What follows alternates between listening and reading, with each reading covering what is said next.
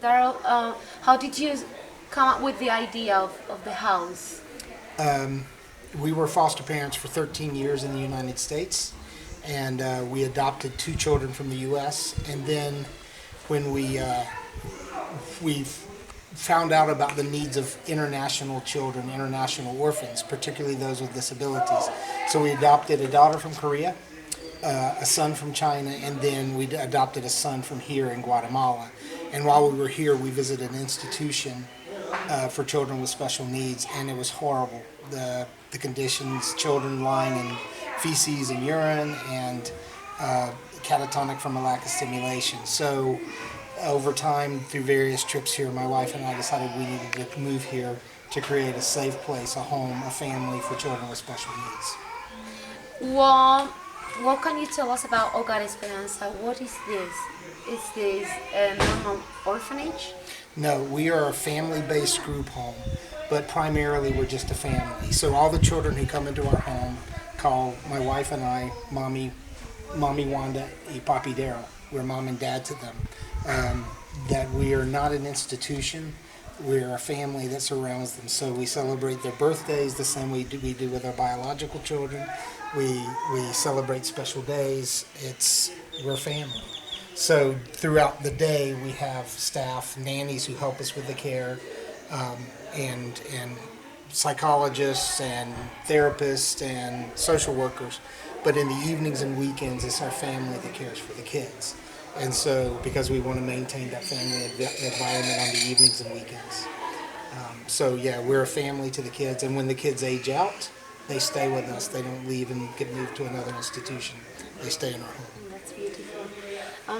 How can you tell us about, or what can you tell us about the situation of kids with disabilities here in Guatemala? So the reason why we moved here is because of how kids are treated here. Many people view them as a curse from God, punishment for sin, and so we want to show people that kids are actually a blessing. The kids with disabilities have their challenges, but they're actually a blessing with so much they could teach you, including how God sees us as our own children with disabilities. So. We've read outside in your house a sentence that says every child has a story to tell us. What does it mean for you? It means exactly that every child is important, every child is precious. Every child needs to be heard, every child needs to be seen, and every child has something that they can teach us and to help us grow. So the big thing is you have to stop, slow down, and actually make sure that the child is heard. Do you have any special story, any special kid that teach you something important here in the house? We have a little boy in our home who spent 6 years of his life living in a box. His family thought he was demon possessed because he has a seizure disorder. And when he came to us, he fought us. He was angry, understandably. He would lash out, punch, kick, bite, kick, whatever he could do. And he was just so angry and wounded.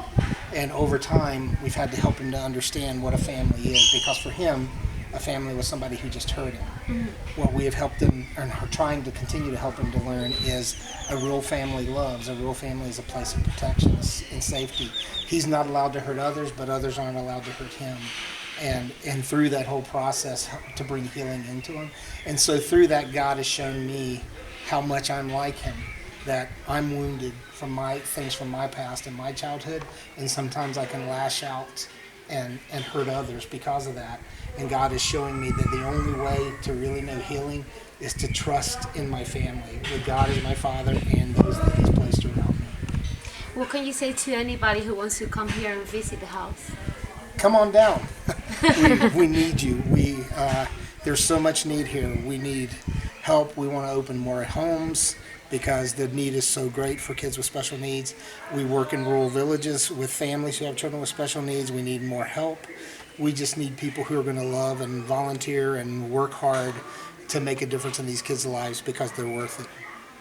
Thank you very much, Daryl. Thank you. We're so thankful to you guys, and all that you've done to bless our ministry has made a huge difference in our classroom and in our therapy area. Thank you. Thanks to you. We've been like in a big family. You're a part of our family now. Thank you, Daryl.